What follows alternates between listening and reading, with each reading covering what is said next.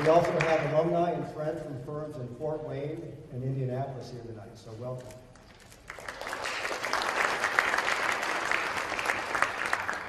Our speakers tonight come from two internationally significant design firms. Adam Greenspan, on my left, has been the lead designer for PWP landscape architecture on a wide range of projects, including public parks, campuses, mixed-use developments, competitions, and estates. Adam's background in art and sociology, combined with years of horticultural practice, support an integrated approach to design and allows him to develop projects from many angles. Adam has collaborated extensively with architects, artists, community groups, and public and private owner groups, as well as sub-consultant experts in the process of realizing exceptional built work. Adam received a Bachelor of Arts in Studio Art and Sociology from Wesleyan University and a Master in Landscape Architecture from the University of Pennsylvania. Mark Shoemaker represents the firm of Pelli, Clarke, Architects and has led the design of commercial, healthcare, transportation, and research projects and was the principal in charge of for Salesforce Transit Center, a 1.5 million square foot multimodal transportation center in San Francisco that is the first new high-speed rail station in the United States. He has led design teams for airports in New Orleans, Winnipeg's first LEED certified airport in Canada, and the design-winning Reagan National Airport in Washington, D.C. He received a Bachelor of Science in Architectural Studies from Georgia Institute of Technology and a Master of Architecture from the University of Pennsylvania. In this centennial year for this university, our college has both reflected on the past and also projected into the future. Part of that future for design, planning, and building professions is the increasing significance of collaborative, interdisciplinary work. We targeted these two firms not only because they represent a body of award-winning work, but also because they have collaborated on a complex and challenging project that cuts across disciplines and societal issues. Mark and Adam will present their work in collaboration on the Salesforce Transit Center and Park. The design of this multimodal transit hub was conceived for and selected from an international competition in 2007. Through years of collaborative development with an expert design team and many local stakeholders and agencies, the project developed as a highly integrated hybrid facility. Opened in 2018, the building and its 5.4-acre roof park are much more than a bus or train station, but are in fact the center of a new neighborhood and new community in San Francisco. Outdoor and indoor community spaces, experiences with nature, art, and local ecology have all been made available to the general public and Salesforce Transit Center's users. The title of the talk is A New Paradigm for Urban Design, Public Transit, Neighborhood, and Visionary Architecture and Landscape. Please welcome Mark Shoemaker and Adam Greenspan.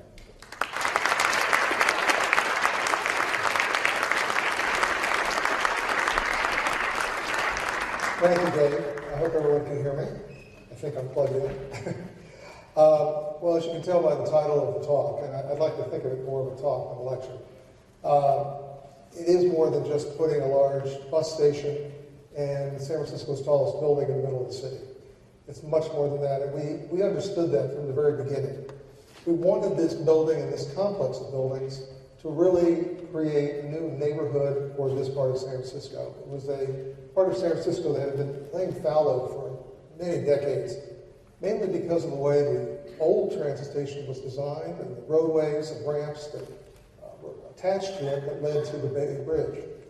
And so when this project came along, it really gave everyone in the city of San Francisco and us as designers the opportunity to really reshape this part of San Francisco and to really start examining higher density, multi-use, OT-use buildings, and more green space as a way to really act as a catalyst for a whole new part of San Francisco. So this is the building and the station. The tall building is the Salesforce Tower, and the transit station is also named after Salesforce. It was generously given money to it, so they both have that label. And that is the 5.4 acre park that Dave mentioned. And Adam's going to go into that in great detail. But it's more than just one park, which is another significant part of this. And from the very beginning, we wanted to create something for that roof. We always thought of that station as having this fifth facade. It needed to do something more than was traditional. And as you'll learn as we get into this, the idea of the park emerged early on in the competition process. And I should also say that a project of this magnitude and this length of time requires a huge team of engineers, architects, specialists, and consultants of all type. So Adam and I are standing up here representing really a large team that has really dedicated themselves to this job over at least 12 years, and it goes on. The original station was actually a train station, but it then became a bus station. It was never anything really remarkable architecturally. It was of a WPA vintage 1939. It had some nice details, but it was very tired and underutilized and under-maintained by the time we got there in 2007. And you can see here just the nature of it. Frankly, nothing terribly remarkable.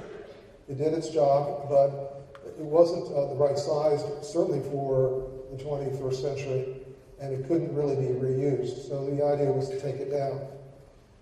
And it also, as I mentioned earlier, had this tail of this ramp system that led to the Bay Bridge.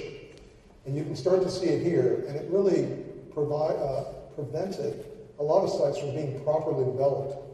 And so leaving this area of San Francisco really empty of any real true development. And you can see in the next slide, a lot of the neighborhoods were having to deal with this kind of architecture and engineering, just running through the streets, really not doing anything to help the growth of the city.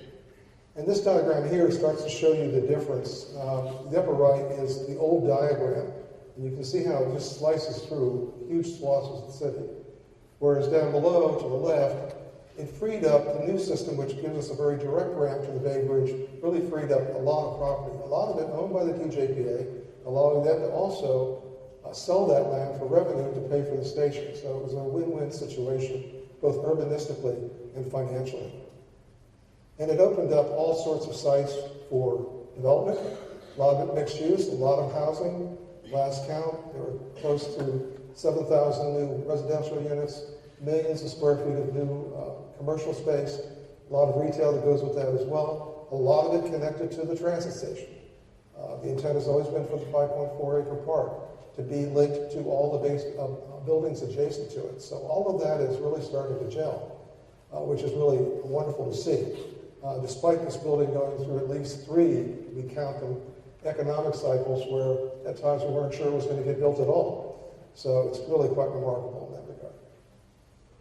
And then if this will work, you'll start to see how that development has started to evolve in a more graphic way. The station is in the middle there, and the white buildings that you see appearing are just some of the buildings that have been built or are going to be built in the next 5 years. So from an urban design point of view, that is remarkable in terms of the timeline in our experience. But with the high-tech boom going on in San Francisco and San Francisco real estate being sky high in terms of energy and pricing, this is all happening because of that. And now that we've given this land back to development, it's right for development. So that's just a snapshot of the area around the station with the Transbay Transit Center in the center there, which will be the tallest building in the city. And there's a more graphic and sort of in situ shot of that. Just a note on the tower. This became the poster child, if you will, for the San Francisco Planning Department to create the first 1,000-foot high tower in San Francisco. This is part of an overall strategy to really release the building heights in San Francisco, which up to this point, we're at 700 feet. So we're 300 feet above the tallest building there currently, or was there. which was Transamerica, which is the pyramidal building you see in the distance, and the Bank of America building, which is partially hidden. But you can see how the new Salesforce Tower will really establish the San Francisco skyline in a very dramatic way. Now, the competition is held in 2007. HKS had done the master plan for the Transbay Joint Powers Authority, who was the client. And their initial vision of this tower, the tower and the station, primarily the station, was to deal with the roof of the station as a glass roof. A very logical way to proceed. It could have gone in any number of ways. But once again, we realized early on that seemed to be an underwhelming solution to this problem, given how embedded the building was in the city and the possibilities that we could do with the roof. And that's where the rooftop park came into play. That would have multiple ways of getting up to it from the street and would serve as a catalyst, a park for this neighborhood to really launch into the next century. And so the cross-section of the station is what you see here. And what it features is a device that we used in the competition. There are more of them in the competition, but through for various reasons, some of them cost. We ended up doing one larger one in the Grand Hall, which was penned by the newspapers as the Grand Central of the West.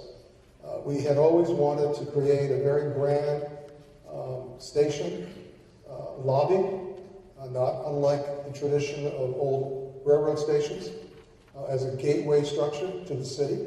And the light column provided that in terms of not only bringing light, but also structuring the skyline and creating a memorable, iconic entry and space for that Grand Hall. So looking at the station itself, it's a very long, narrow building. It's about 1,600 feet long, about 150 feet wide. It's almost like an aircraft carrier. It's a rather large building. It's about 50 feet tall on average, 65 at one end, 70 at another. It has a ground floor, it has a mezzanine, it has a bus deck level, and the rooftop. It's also designed with a train box below grade, which will house the high-speed rail coming from Los Angeles eventually. The box is built, but it's empty at the moment, waiting for funding in the future.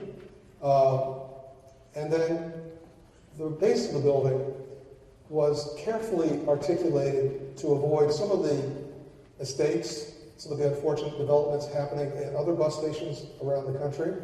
We couldn't help but look at the Port Authority bus terminal in New York, which is close to us. And for those of you who had the misfortune of having gone there, you'll know what I mean. It does not relate to the street. It killed and separated two neighborhoods rather dramatically when it was built, and it's really just a very bad place to be. And so urbanistically, we wanted to avoid all those traps. So we lifted the elevation of the building, the facade of the building, to expose a very glassy interior with a large retail component, along with the Grand Hall, as I spoke. And we also made it extremely porous. So movement north-south, and that's north-south relative to this plan, was facilitated everywhere that we could, including two streets that pass underneath it, so that one can move from this district to the financial district, which is directly north of us, with ease, and also taking into account other alleys that were already in place to the north of us, to really embed this building carefully into the streetscape.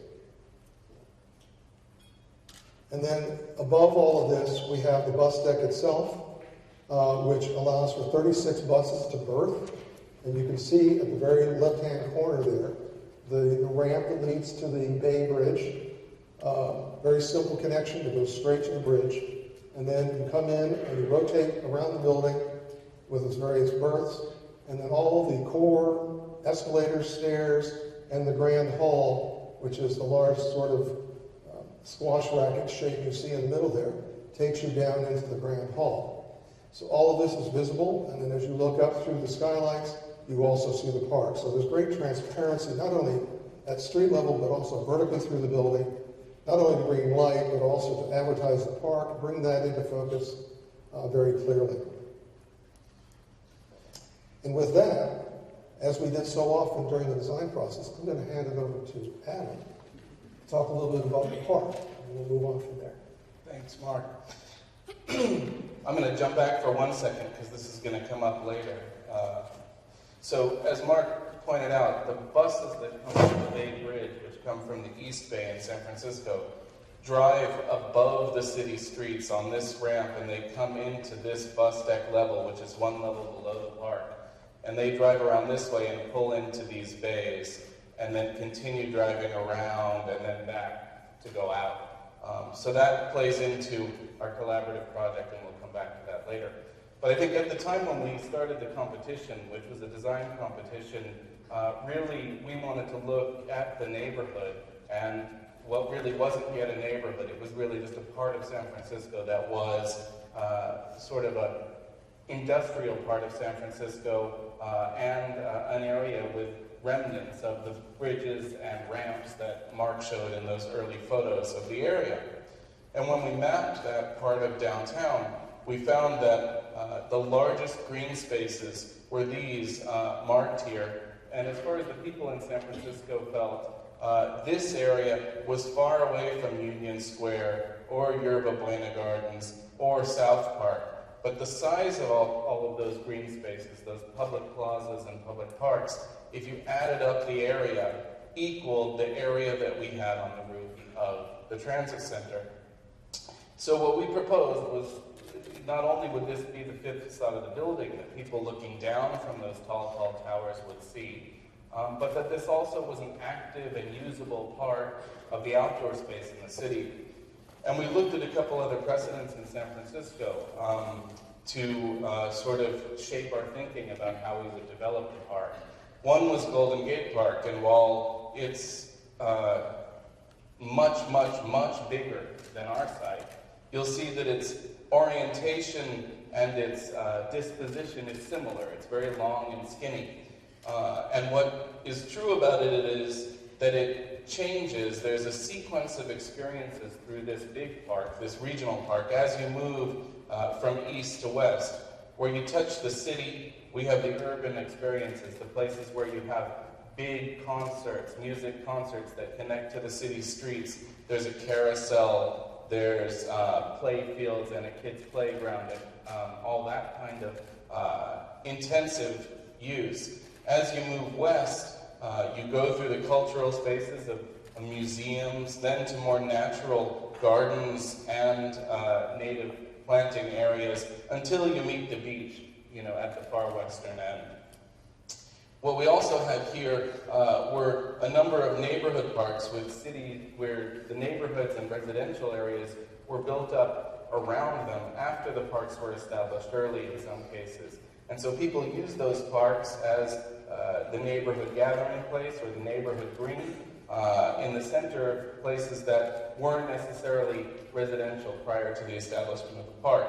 And we thought about both of those things, as well as San Francisco's Victorian heritage, Victorian architecture, as well as a Victorian attitude towards collecting plants as sort of the cornerstones of what we would develop in the park. And these images are of Victorian glass houses. The Crystal Palace is one of them in England, that actually the Conservatory of Flowers, which is one of the buildings in the cultural part of Golden Gate Park, was modeled after. And during the Victorian era, collecting plants from all over the world and displaying them was something that happened. And so we decided to focus on these things, creating a park, a long, skinny park that offers an experience as you move through it, creating a park that could be the center of a new community, and then finally making a botanical and horticultural story part of the experience and the educational experience that you could get when you go to this park. But here we wanted to focus on plants that were specifically suited to our climate, things that you didn't need to grow inside of a glass house, but plants that you would grow outside that wouldn't need additional water or additional irrigation, plants that would be fitted to the Mediterranean climate that we have. And so looking at this cross-section, which Mark showed, when you come into the Grand Hall, you get views all the way up to the park. And what we wanted to do was take all of these moments, and we worked these out during the competition and then after, moments where you get views up through the building, through a skylight, and you would actually see three-dimensional space defined by the plants. You would see people moving up there, so that people that were on the ground level, which is 70 feet or 60 below the park level, would always be able to see that there was activity and a place to go. And so you can see the cross-section here, and you can see the other skylights that are on the park. This is the skylight above the Grand Hall that we were looking at. In addition to that pop-up light column, there's also a flush skylight that is at the plaza level on the park that is glass paving, basically. And so all of these ways meant that people who are walking around the station would be able to see from a distance that there's a public space above, as well as from inside the building. And you can see here that these buildings gathered around this park, and this really has become, in a much shorter time frame than we expected, the center of a new developing neighborhood.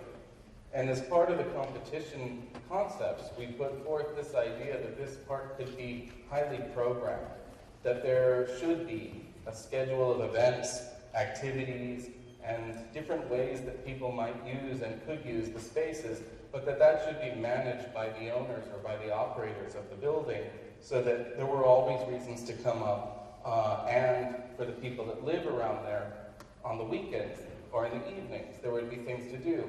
We knew that it would be full of people during the day, but we also wanted it to be full morning, weekends, and night.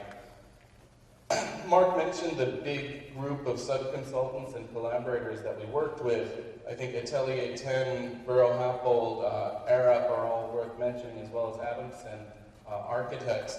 But together we worked to create, I think, a building and landscape that was trying to work for the neighborhood and create a more sustainable development than what you would have gotten if the building didn't have the park growing and living on it, or had a roof that simply shed water and didn't do more. And so we collect water on the roof in the soil, and the plants use the storm water. We also work together with a lot of agencies to collect gray water from the sinks in the building and work that into the program of the park, which we'll get into a little bit later.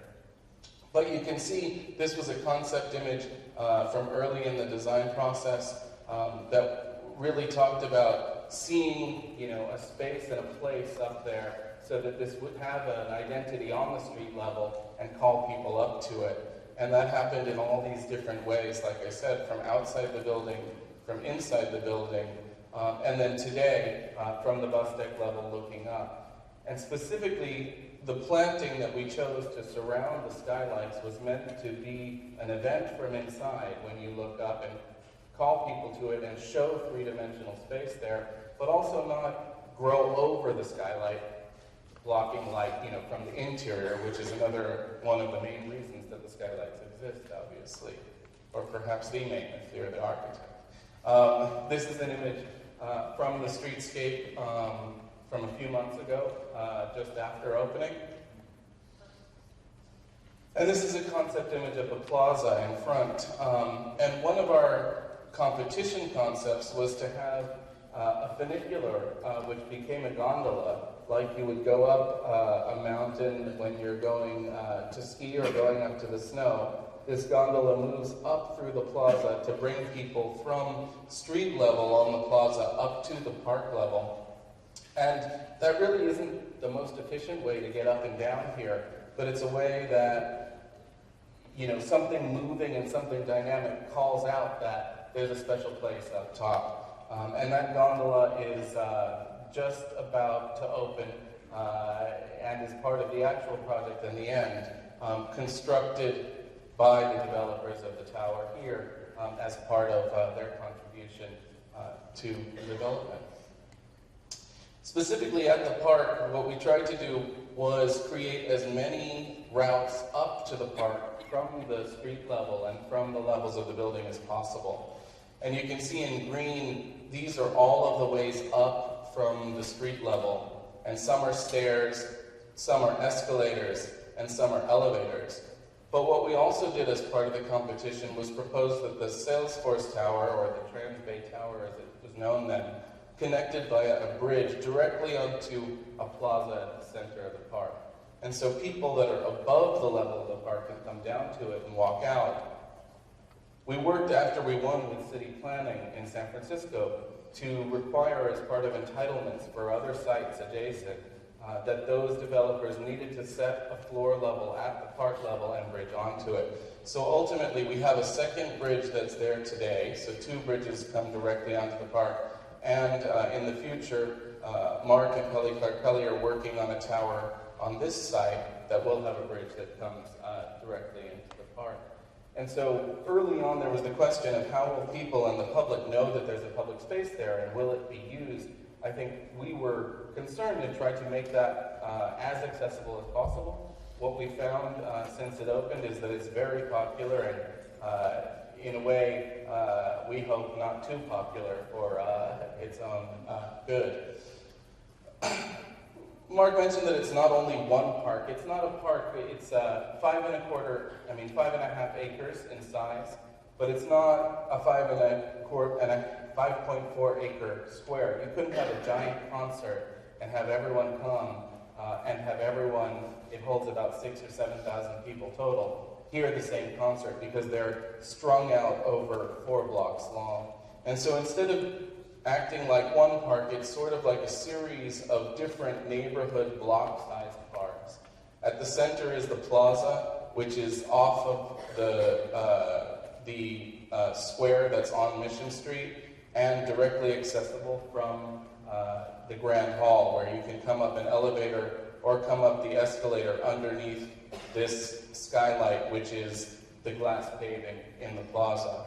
There's a picnic meadow, there's a restaurant, an amphitheater, there are special gardens and specialty gardens that run around the whole outer edge. But as you see, because the buses drove underneath this level and drive around to pick up their passengers, all of the connections, all of those vertical connections, elevators, escalators, stairs, have to exist down the center of the building. And so what we wanted to do was create a park that felt like you were standing on the ground, even though you're standing up on a building. We didn't want it to feel like you're on a roof deck. And the way that we did that was by using topography to roll what would feel like the ground up and down so that we covered the elevator head houses and the stair pop-ups that would come up. And we used the domed glass skylights as part of that topography. So you can see on the left side, this is if it were flat, there were all of these architectural elements that popped up. We made some of them glass. We worked with the architects to make some of them glass. We then rolled the ground up over others so that you don't see those. And so that ended up making spaces that were flat in the center around the plaza and the picnic meadow, spaces that were mounded and rolling. And so this then focused the active use, performances or gatherings on the plaza, loose play, on the picnic lawn or picnicking. Whereas there were areas for more passive recreation. People could read a book, spend quiet time among plants. And then all around the edges, we focused on the horticultural and botanical program that I mentioned earlier, with specific gardens focused on Mediterranean plants, Australian plants, South African, and then an entire northern garden focused on California native plants. The light column at the Grand Hall has a bamboo grove around it, something that makes the space with the biggest piece of architecture feel like it's integrated into the landscape up there. But also, again, bamboo is something that lets a lot of light through and doesn't spread over that skylight. So from inside, you get great views up, and you see both the park, but also light makes its way down.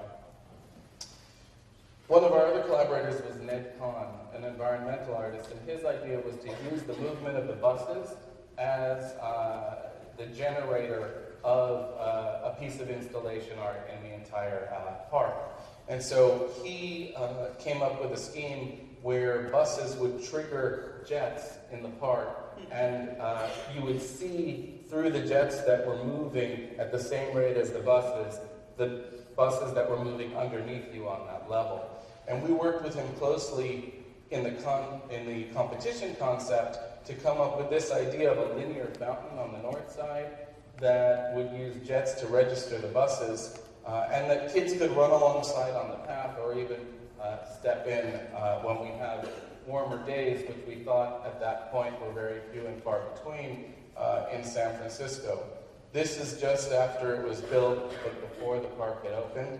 But about 10 of these jets, that's an actual bus driving below, go up when the buses go, and it moves, like I said, at the rate that the buses move.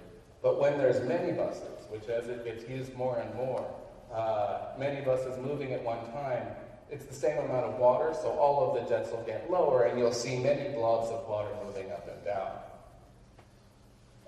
From a technical standpoint, though, we had to take what was a concrete sort of tray on top of the building, and then create a buildup of soil and, in some cases, lightweight fill, which is foam, to create the landforms.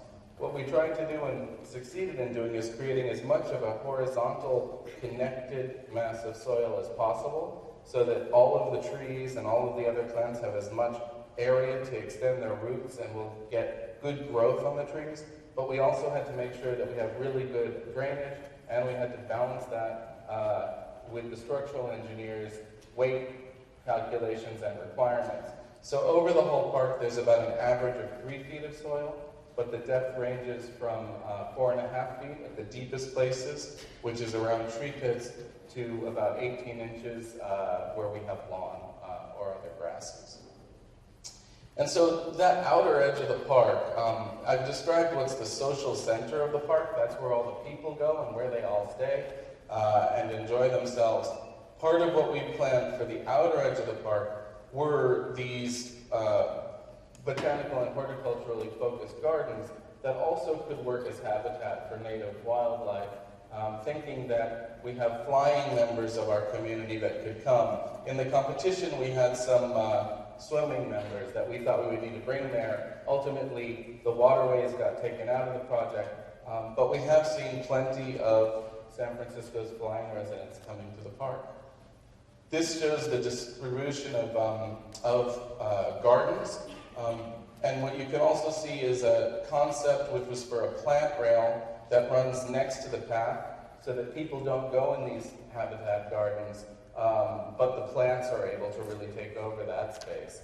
And we have a series of informational plaques that are part of that railing system that talk about the construction of the building, the ecology of the region, other aspects that you'll see in the park, from technological and architectural to seismic and geological to horticultural and botanical.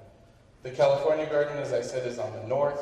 A variety of other gardens and other specific plant types are on the south and around the two sides. And this is just the day before opening, when everything had grown in. We're looking at the Mediterranean garden on the right with cork oaks, which have bark that is the source for corks in wine bottles. The desert garden with an agave sign specifically here at the far western end. And at the far eastern end, we have the special wetland garden, which is designed to receive the gray water from the sinks in the building. Because the building is a public building and has only a number of public restrooms, there are very few sinks that supply the gray water. So it wouldn't be enough water to water the whole park, but this is a place where water is collected, it's able to be brought up to the park level, polished in the subsurface wetland garden here, and then stored again and reused in the toilets and the urinals of those same restrooms. And this is what it looks like today, or at least what it looked like back in November, I think these photos were taken. And so you don't see the water, but you see that it's a wetland planting that you feel like you're in an area you definitely know is a wetland zone. I think one last technical bit to talk about was the complexity of the tree sourcing and tree planting. Each of the different colors represents different species of trees, which were hard to come by at the point in time that we were sourcing for the project. But what was important was that we went and procured all of these trees, and they were pre-grown at a site in the same zone as our zone in San Francisco. So even though they came from other places around California and some in Oregon, they were grown for 18 months at least in our area. And what that was important for was to acclimate palms or other plants that had been grown maybe in a desert that then were being taken to a place where they should do well. But we wanted them to acclimate before we heaved them up 70 feet into the air and put them in a place that would be very difficult to change them out or change them if they needed to be changed. Another thing that we worked on together with the design team was working closely on sun exposure and wind studies. And there were things that were modeled, things that we knew, and things that we designed for, and then there were some surprises on the site, even though this was very well designed and well thought out. And one of them, which is just an anecdote, is that we accounted for the sun that was blocked by all these buildings, and we knew there would be blocks of shade. What we didn't necessarily know at all was how the new architecture that was coming in and the facades of that architecture would reflect the sun. And so what you see here is this is the north side of the transit center up here, and that facade shouldn't be getting any direct sun. But what's happening is the sun that's in the south coming from the other side is shining across these palms, projecting their silhouette onto the tower that is on the left side out of this frame, and that's bouncing back and projecting the silhouette onto the facade of the building. And so what we found overall is just that we have a much warmer site, not only because it's up 70 feet and sort of in more sun, but also because it's getting reflected sun from a lot of the buildings that are in the north. So there are times you can be standing there and you end up having two shadows projected on the ground of almost equal weight. And the idea of putting in plants that are subtropical or specifically suited to our area with a focus on drought tolerance, I think was very good, thinking about this excess of heat and excess of sun, as well as climate change over time. So these are just a couple quick images, one of construction, when this is at the slab with the lightweight foam being built up for some of the landform, and then the soil was coming in soon after. This is the soil being laid down, and you can really get a sense. I think we've been looking at it from above, but you can get a sense of how big it feels. And when you're on the park level, you feel like you're on the ground. This is the palm garden after this moment, and then finished some months later. Still establishing, but looking pretty ready for visitors. So I think just moving around, it was very, very well used over the first couple of months that it was open, with lots of activities and lots of programming. This is the plaza with food and drinks and kiosks that are part of the programming that is run by the operators of the building, including a jazz band and also a salsa band later on the plaza, and this is on the glass paving that's in the center of the plaza.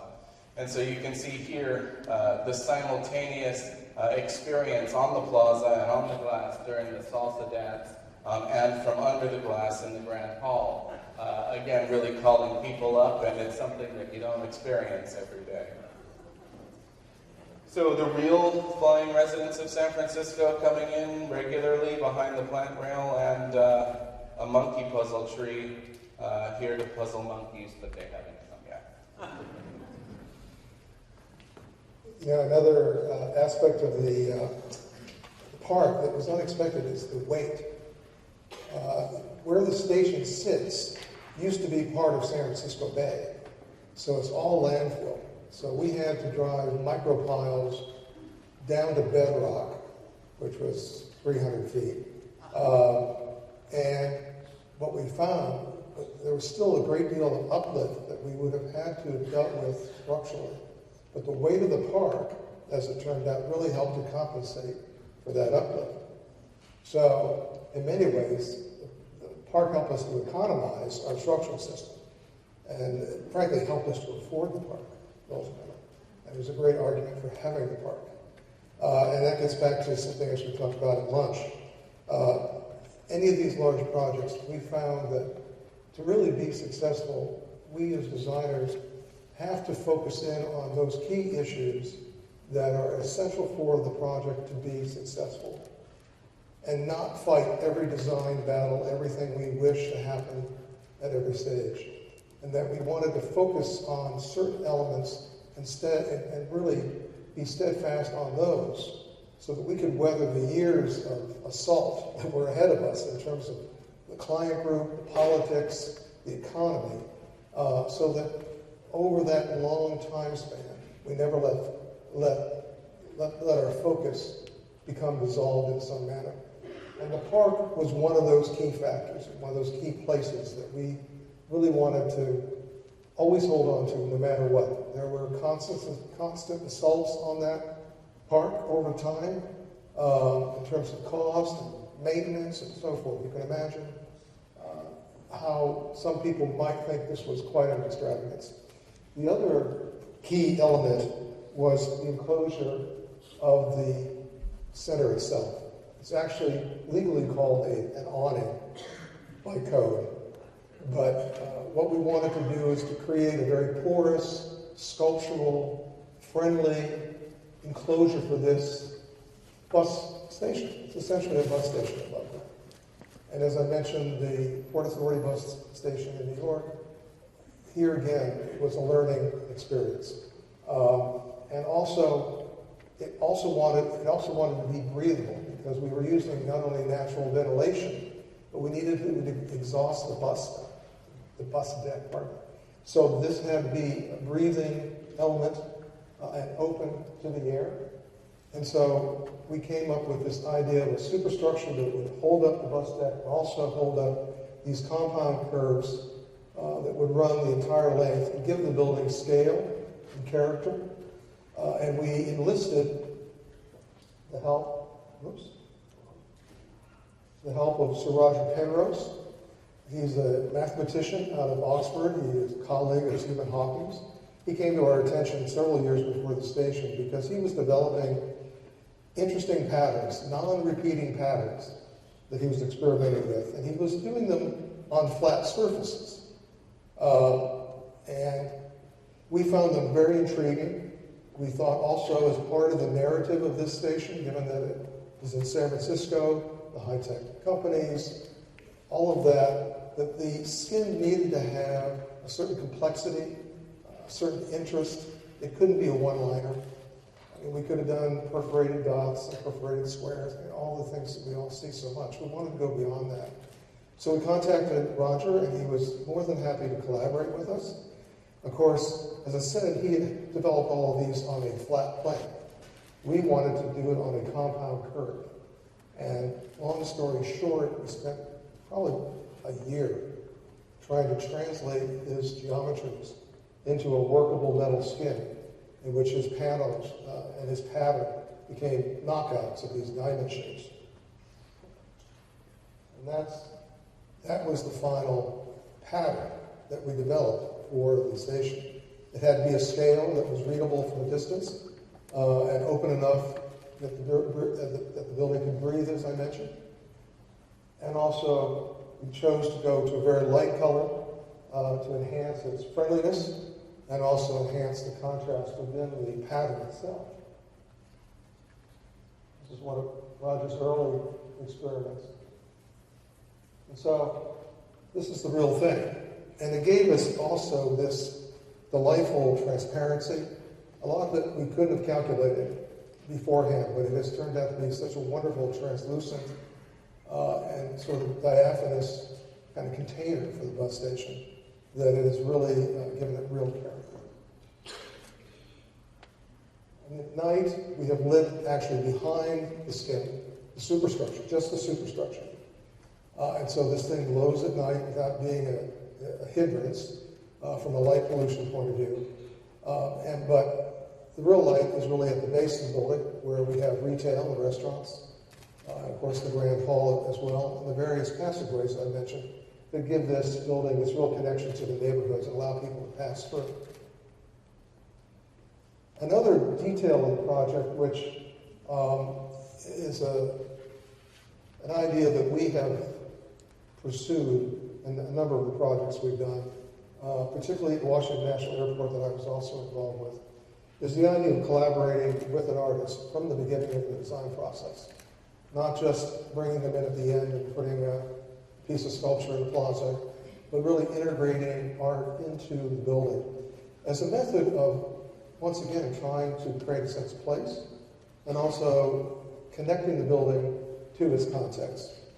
And so we collaborated with an artist named Julie Chang. She'd never worked in terrazzo before. She'd done smaller scale work, but she, at this time, was very fascinated by the Victorian decorative arts that were very much a big part of San Francisco architecture for a period. And what she's done is she's taken those patterns and enlarged them, amplified them, looked at it a little bit more carefully and made some adjustments. But this is the floor of the Grand Hall, done in an epoxy terrazzo manner. I mention epoxy because that allows us to get these bright, saturated colors, which are so important to the ultimate success of this. And you can see the level of detail that we were able to achieve in the terrazzo. We also collaborated with Jenny Holster, who was a more world-renowned artist who uses LED signage, moving signage, to artful means. She tends to take literature and sayings and anything she can gather up to make these signs. They move, they change, and we thought putting her inside the light well of the Grand Hall was the perfect place because the escalators move through this space. It would be an opportunity to entertain people, frankly, as they move up and down. And she drew from literature in the San Francisco area, like John Steinbeck, quotes and so forth, and that gets changed over time and is sort of an ever-changing exhibit, which is quite fantastic. And here you can see just an animation of that space and the Grand Hall. Just to show you the quality of the space, this is the way one would move through the space up to the park, up to the bus level, and the way that people would engage the artwork and the way that it's integrated into the floor.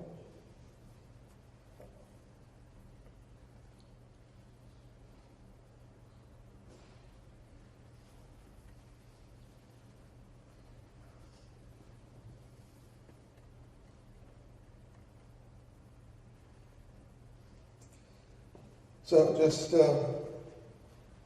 showing some additional shots of the park. This is the amphitheater that Adam spoke of before at the far western end. And you can see the central hall in the distance here. And this is opening day. We had an incredible audience and collection of people. In fact, there were so many people, there was a lot of damage. And Adam alluded to that. It's become so popular that it's been kind of overrun. So that's going to have to be managed a little bit better. And you're looking directly straight down, and you're looking at the glass floor that Adam showed, as well as the central skylight. And this is the eastern end of the station, showing the skin and how it meets the platform of the roof deck. All of that has been articulated carefully to really separate it out, give it scale, and make it as friendly as possible to the streetscape. But ultimately, after we got through all the technical issues, the functional issues, we wanted this thing to be beautiful. At some point, you need to step back and we need to think about how this will appear on the street, how people will engage in it, what will it look like. And so we are very intent on creating a really iconic, beautiful, memorable station that would be memorable, as timeless as possible. And here are just some details of the skin. You can see the attachments. You can see it's a space frame that holds up the actual awning and is actually outboard of the roof top part.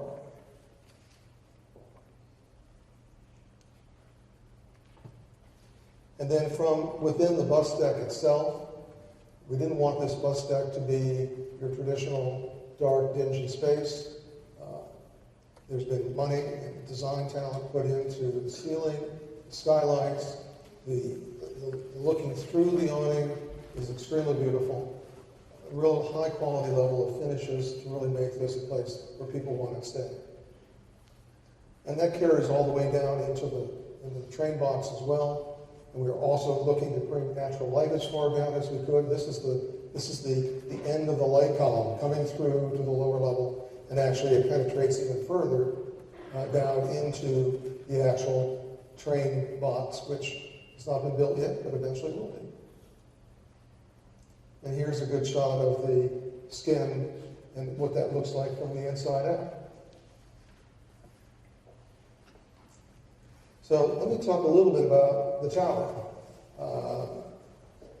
Not a small object, 1.4 million square feet, 62 stories, 1,070 feet tall.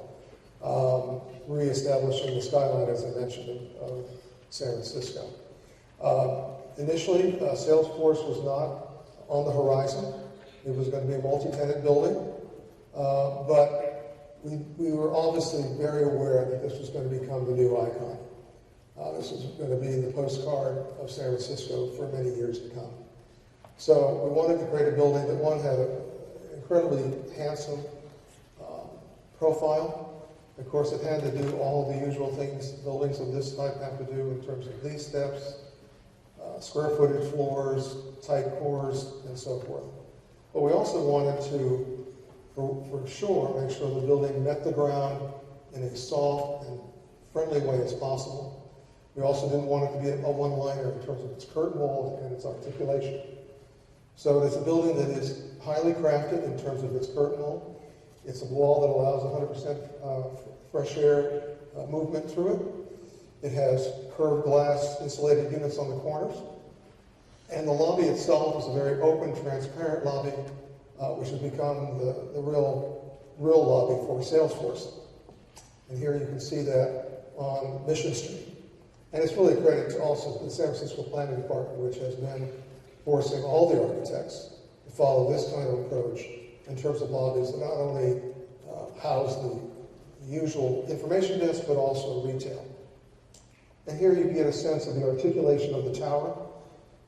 Some sun shading involved as well, given the climate and the fresh air component that I mentioned. And you can see here the curved glass corners, which are extremely important to the overall kind of slenderness of this tower. I mean, we had to deal with a tower that was initially very bulky. So this, as a way, as a device to help slim the tower, and it's simply just beautiful in the sunlight. It really does provide a quite memorable tower. And here you can see it relative to the Bay Bridge in Oakland in the distance. It has a lit top, which I'll show you in a minute. Here's just a cross-section of the typical floor. It is now, as you know, the headquarters for Salesforce.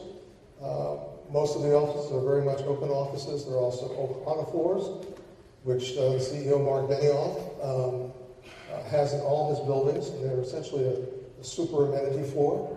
Ohana is family in Hawaii, and he sees these as very instrumental in bringing together his people in a collaborative fashion.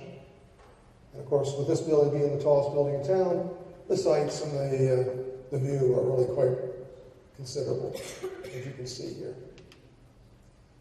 And then, of course, it has the personality at night. It's lit from the inside. It actually has the ability to move. It has a cloud scene, as you see here. It also has dancing figures that it can project. And so it's a very active and dynamic space to give this tower even a great personality at night. And just to end the presentation, just show you the building in various lights. San Francisco is very unique in its climate and its clouds and its fog. And the tower transforms over time, much of which you can't anticipate, but you hope that the tower will catch the beauty of the sky and the nature of the atmosphere in the city.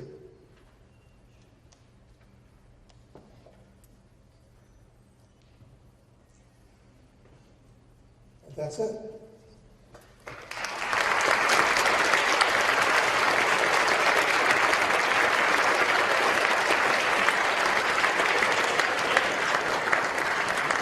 If you'd like to ask some questions, we'd be happy to answer some.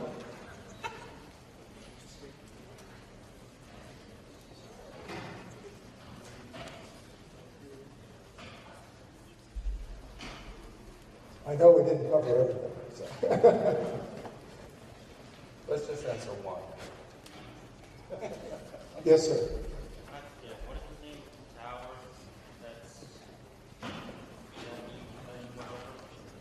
I'm sorry? the name of the tower or the building that you went over? It's the Salesforce Tower.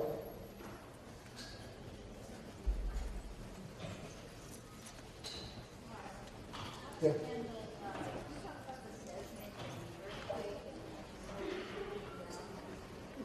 Well, as I mentioned, first there was the micro, from the bottom up, first there was the microclouds, and there are hundreds of those that reach down to bedrock, because the ground that we're on, in a seismic, at a seismic moment, that ground will really turn to jello.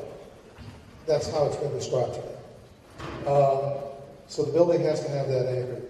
And then at the ground level, we have a huge mat slab, which then above that is a central moment frame that really creates the backbone for the building over its entire length. And that's broken into 3 segments with a healthy expansion joint between each one. And that's it. And then the weight of the park gives us stability as well during those kinds of events. How much latitude and freedom did the competition expect us to give your team to find out Christianity? It was pretty open. I mean, they didn't ask for a rooftop park. We gave it to them. One of our competitors had a smaller version of the rooftop park. One did not, of the 3 finalists. But no, I think they were looking for innovation and looking for some fresh ideas. And even the station that we showed at competition level was actually, the awning was a glass awning. It wasn't perforated metal. That fell away once we started thinking seriously about maintenance, security, and cost. And frankly, it's one of those happy changes for us. Honestly, we are actually glad we moved on to the metal. We think that's a stronger idea, and it's much more maintainable and sustainable. Yes, sir. What's the current status? There's been a little bit of a hiccup as far as You had to bring that up.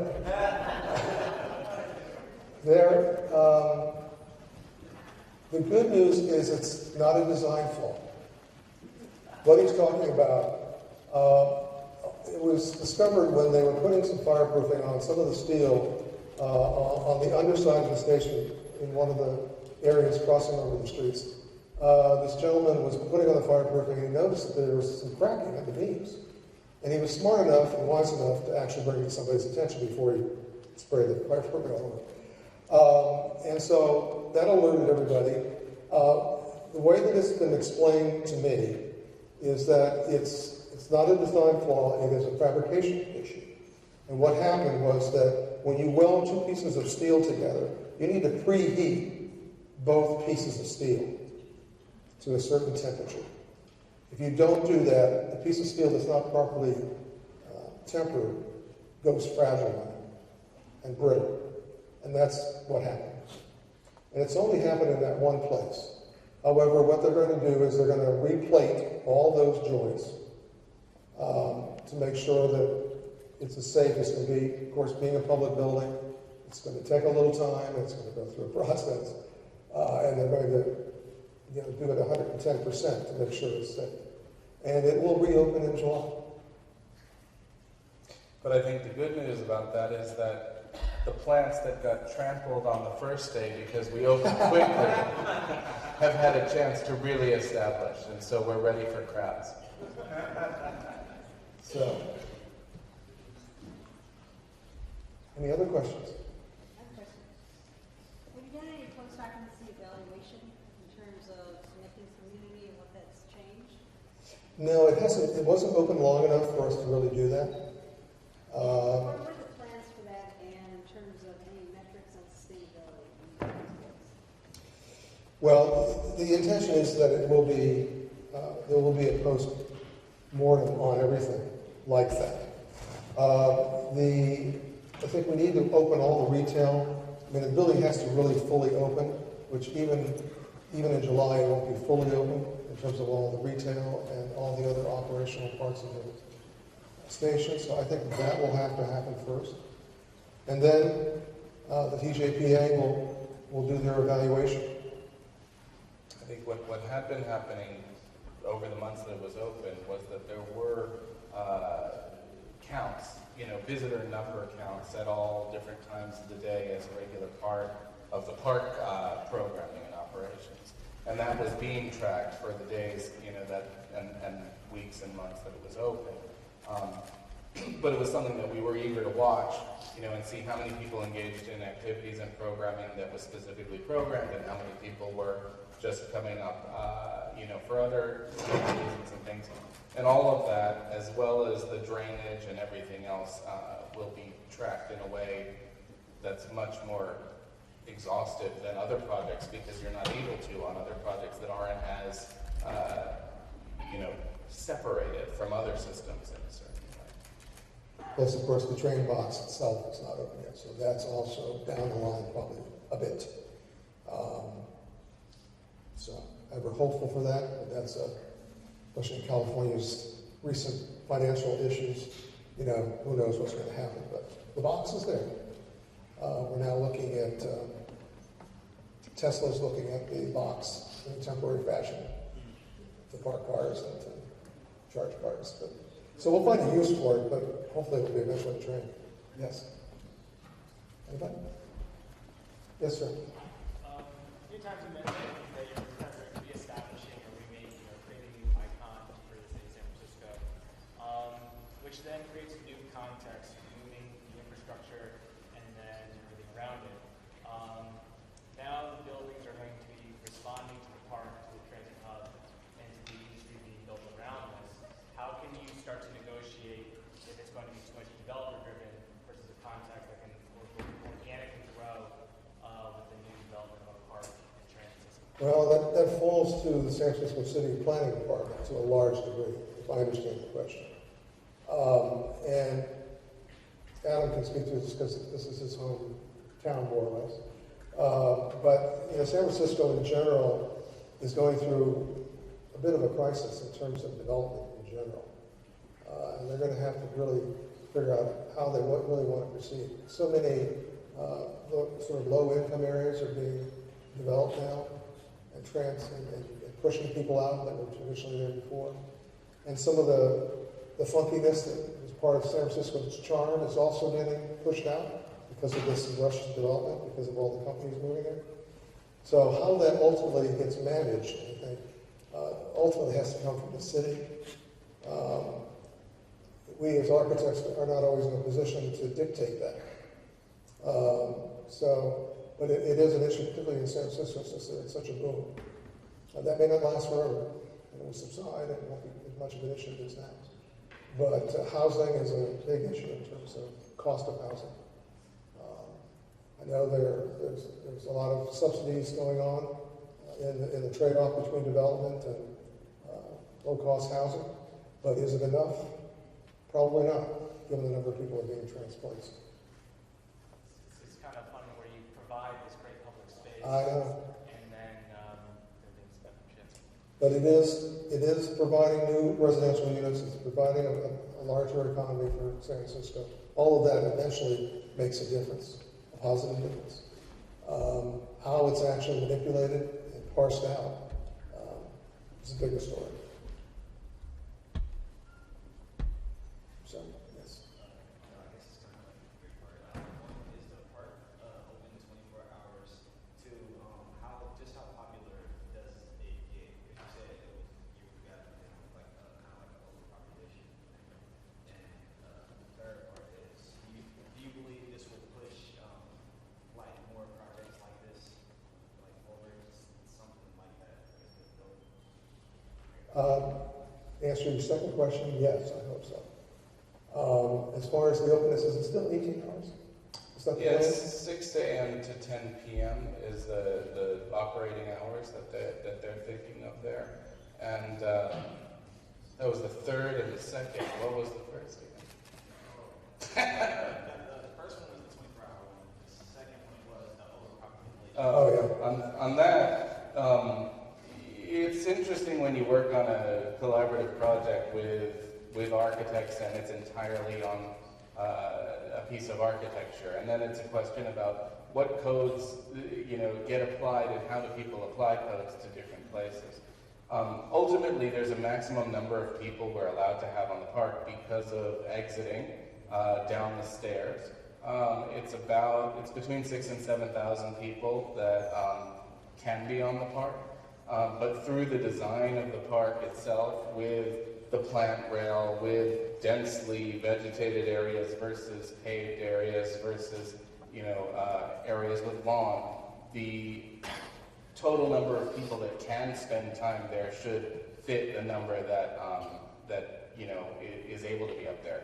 What happened on the opening day, they were, I think, so worried that maybe enough people wouldn't come, that it was publicized in ways on social media and all these different ways that many more than 7,000 people came to go up there. And the whole building was filled beyond capacity for the park, so they did begin to time people. But in a normal day, and this was where things were tracked after that opening weekend, we never reached maximum, but it was always quite populated and full at all times of the day. But never approaching the maximum number. Yes.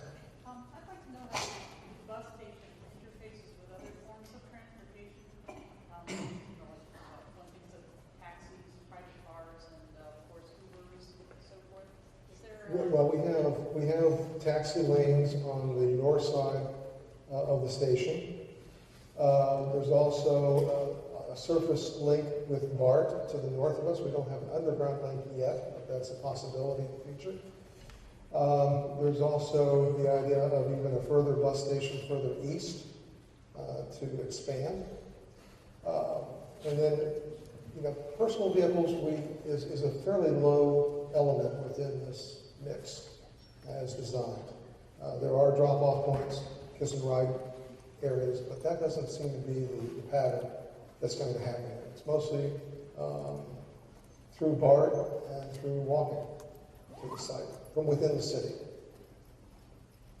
And taxis and Lyft and Uber and all that. Yes.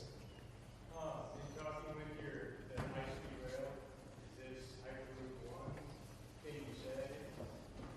I don't know what it's going to be ultimately. It's probably 10 years off.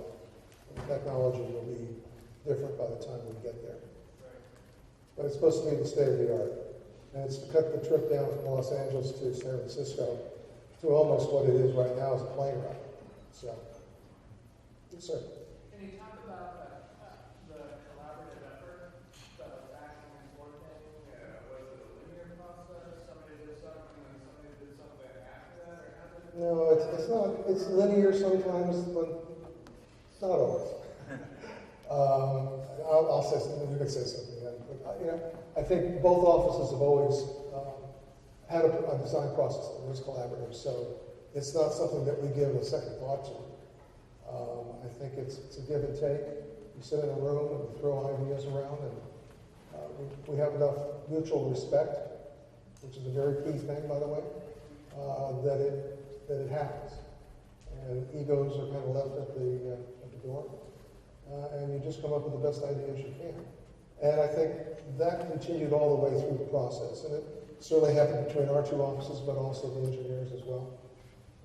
And we selected a team of people that we knew were collaborative in nature. Not everybody is. So it's also selecting the right people to associate with, who want to have that kind of dialogue, and are looking to do something a little bit new, a little bit out of the box. Maybe not bleeding edge, but cutting edge. I think that's how that really starts to set up. Caesar, has his legacy is the Saarinen years, and that was very much the way Saarinen did it. That's the way Caesar did it. That's what Caesar taught us to do, and now we're all doing it as well. So I mean, it's as I said, it's a natural part of our process. I think sometimes it's like a well-coached soccer game with the ball passing clearly back and forth, and then sometimes it becomes like my 5-year-old kids team with like everyone has the ball and then it goes out. But I think it's not just the collaborators on the design team. There's the owner, there are the codes and the restrictions and requirements, there's VE and budget, and all of those things push this around, back and forth with us responding to that and our teams responding to that at the same time as each of our teams separately and together we're driving some things. So I think it's a mix, in a project. Yeah, I think it's an openness, and it's about listening and listening carefully. I know this sounds a little bit rote, but I mean, it's really basic, and in the non-collaborative situations we found ourselves in, those are the things that aren't happening. And so we really need to focus on those issues. Yes, sir. How far out of their comfort zone did you push the developer financial part? Well, there was the station and then there was the tower. The tower was a developer. The developer was Hines. The good news there is Hines has the reputation of doing quality architecture. That's not to say they don't want to make money on their buildings. So there was a lot of back and forth. I mentioned the curved glass corners, for instance. That was a battle in itself. Getting the building to be tall was a battle in itself. But they're very good at ultimately understanding what we want. We try to understand what they need, and we find a middle ground. And that's why we work with Hines on so many projects. In fact, the other project that I'm working on, Parcel F, which is a mixed-use project with Salesforce once again, and hotel and residential tower, is with Hines. I think it's worth noting that Hines was part of the competition team. Oh, they were, yeah. That we had It was a developer designer team. As far as the station goes, we had a very good head of the DJPA who she was responsible for getting this project long before we came on board. It actually happened. Very determined, very skilled person within the political scene in San Francisco. She had a daunting task. She always supported us. We had budget issues, and we had to deal with that. It wasn't always easy. I'm not trying to say this was easy by any means, but it was key to have somebody in her position that was actually catching the spirit of what we wanted to do. And that made it a whole lot easier.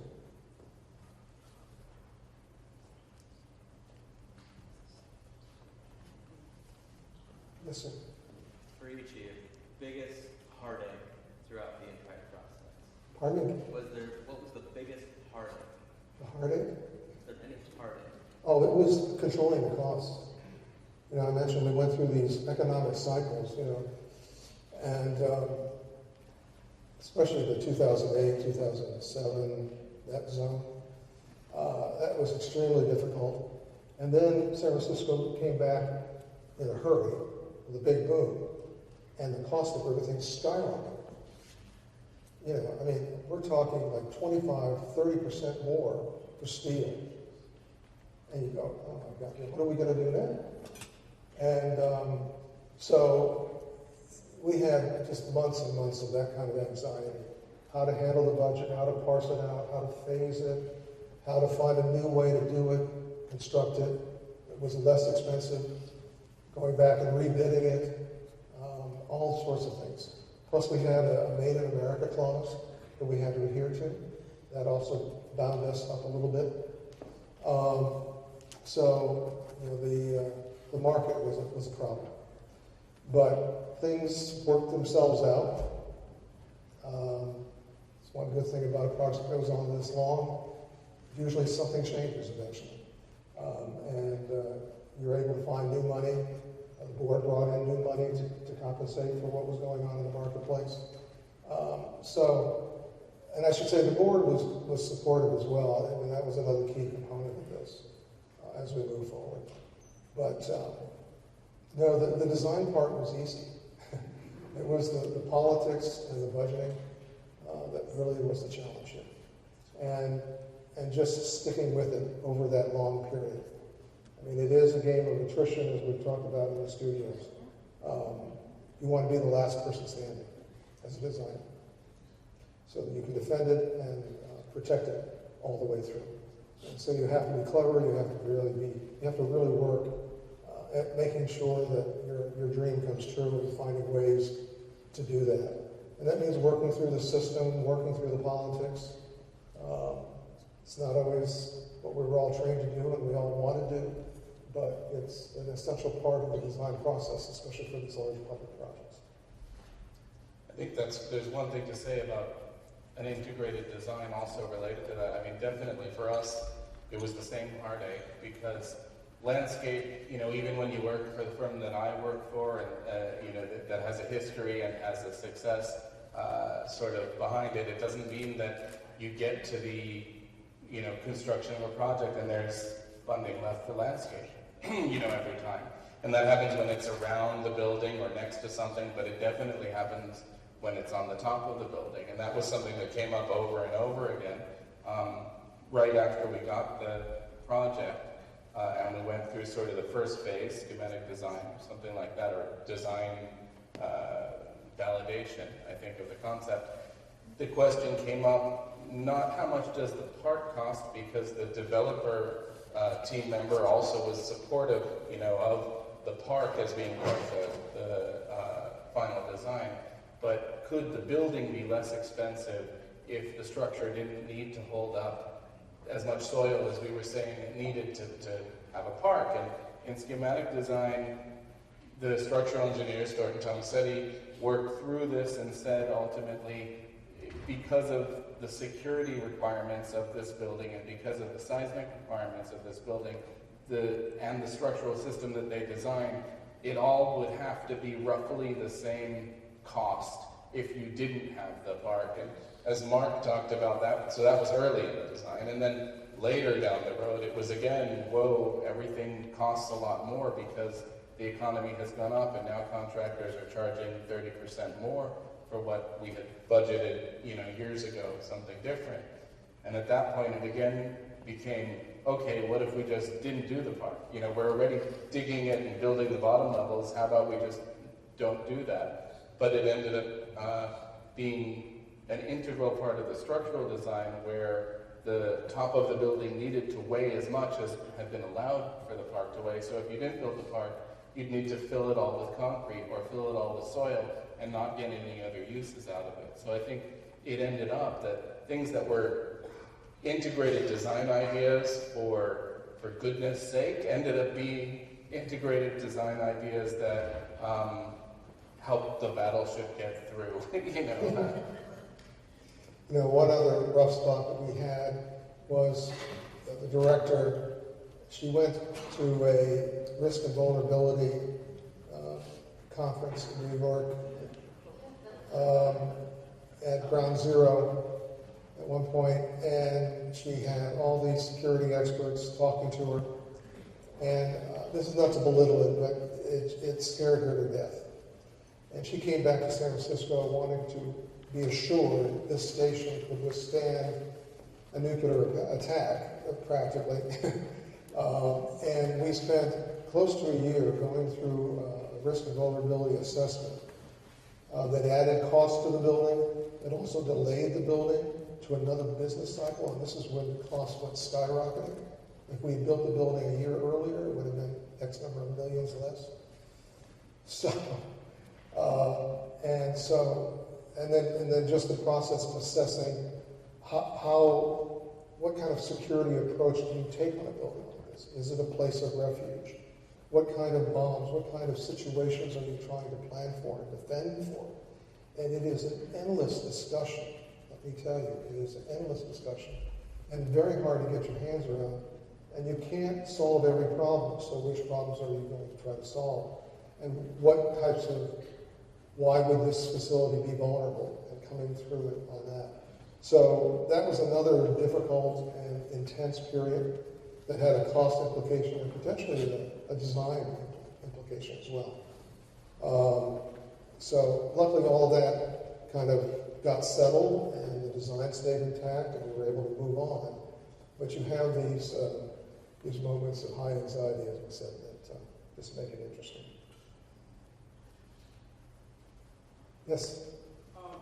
This idea of the fifth facade has become increasingly more popular in cities that were once viewed as ground cover, but are increasingly vertical cities like New York, Chicago, San Francisco.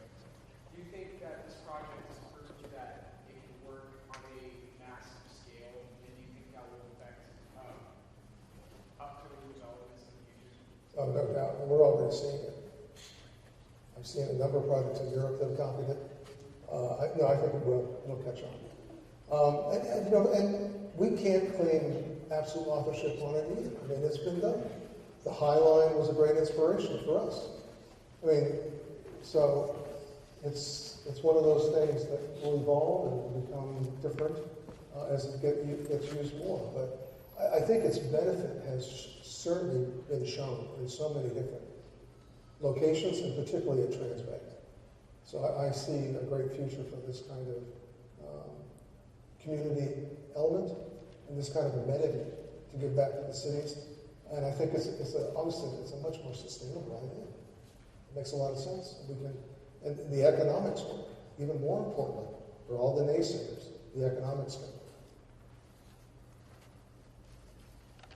Yes?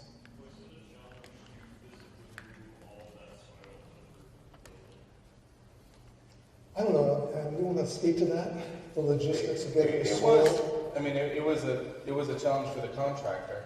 And that was one thing that ended up being a key to the contractor, the landscape contractor that won the bid with the lowest bid, actually, was about figuring out ways to share cranes with adjacent constructions and adjacent towers, and a schedule to work out with them where they were able to lift not only the soil but also the trees, because the trees were grown above grade. Here you dig them, out of the ground.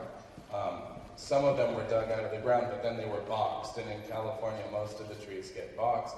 Some of the boxes were 108 inches in their size, and so those trees had to be delivered from the location an hour away or 45 minutes away into the city, so that had to be a nighttime delivery with a nighttime craning. So what the contractor did was they would crane up basically super bags of soil every night. They would set them up all around the path. We have a continuous path that runs a quarter mile each way, so a half-mile path.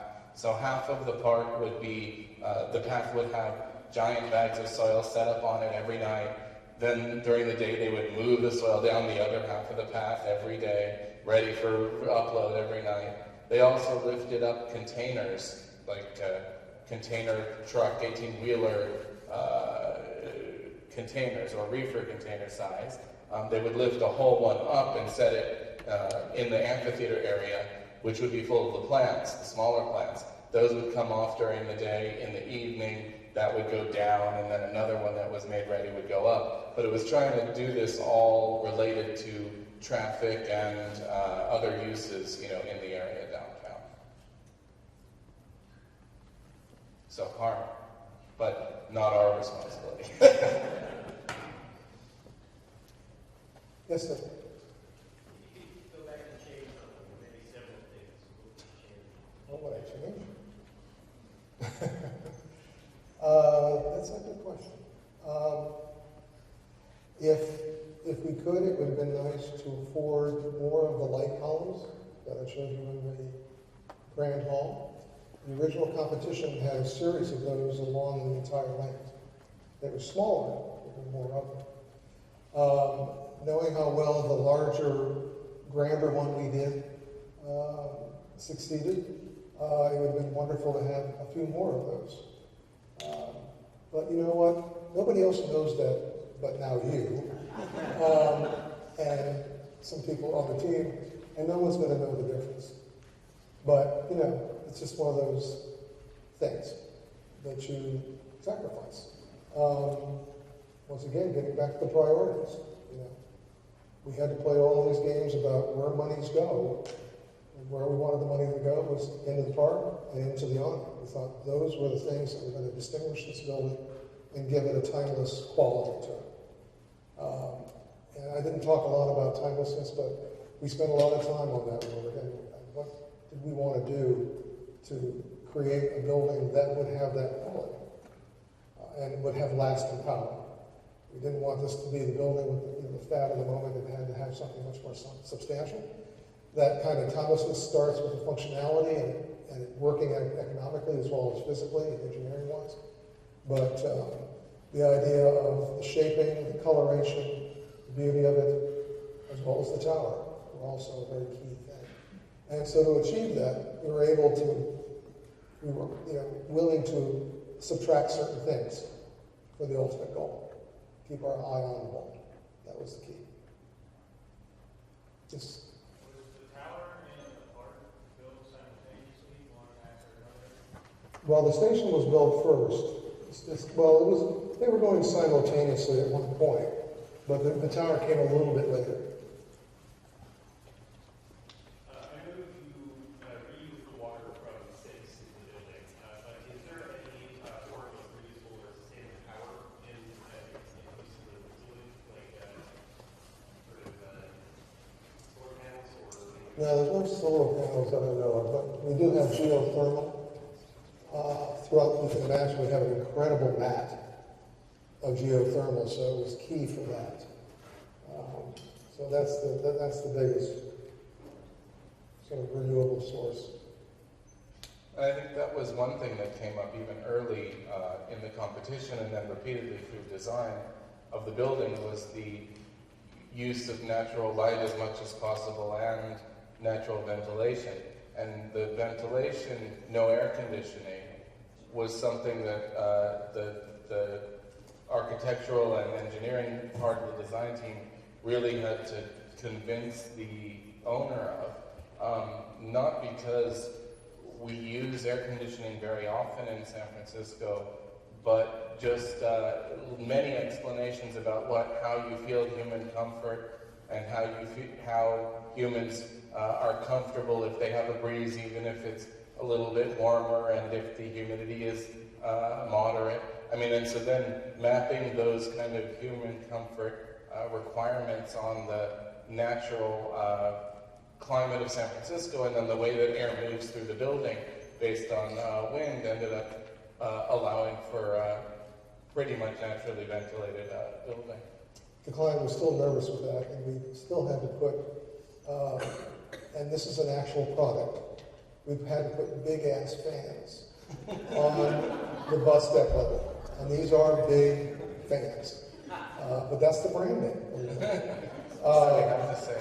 And that gave them a belts and suspenders kind of comfort in case the natural ventilation didn't work, even though we had every expert you could get to explain it to them, but they couldn't quite receive it. So you find yourselves in those kind of situations too. Yes. Fun fact, those big ass fans are made here in Muncie. Sorry. I said, fun fact, those big ass fans are manufactured here in Muncie. Oh, are they? Is that right? We I should. don't think I was aware of that. Oh, so you're very familiar. When we first discovered it, we couldn't believe that was the name. We thought, how are we going to present this? See, those have been brought up to me in Singapore as a possible fan to use, and I thought it was some Singaporean slang in the beginning. Yes. With the idea of like the timelessness of this project, how do you see this project becoming, let's say, 50 to 100 years from now? Is it becoming adaptive? Is there adaptive spaces where, let's say, the park, what's the park going to look like in 50 to 100 years? The same as it does now? Or is it going to be able to change or overgrow itself? Well, I think maintenance and management are a necessity, but the trees should be able to grow and mature for close to 50 years. The 50 to 100, I think there would need to be significant changeover or some removal on trees. But overall, the systems that we've worked out together with the architecture is aiming at that kind of lifespan. So that's not a time frame that we were not thinking about. And I think, in general, the circuit path that runs around the hole also means that we can accept other paths in different places. And I think that's been something that has been interesting, that we did a design competition that proposed a design that wasn't necessarily described in the brief. We got selected as the winner, but then once that design became sort of the thing to work around in the city planning reacted to that and adjusted and changed some of the requirements, like I was mentioning, around it.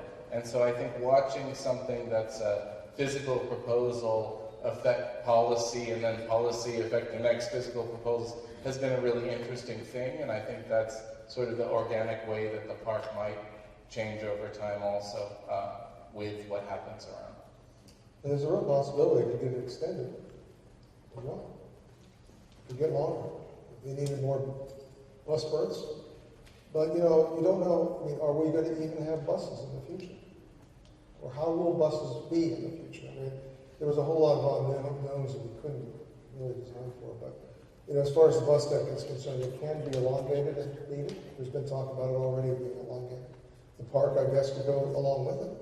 As far as the inside of the transit center, it's essentially a shell. And it can go through whatever retail over redos that it will, obviously will have to go through in the years to come. So hopefully the Grand Hall will stay as the kind of fixed point. But all that retail is all flexible space that can be carved and programmed in any number of other ways.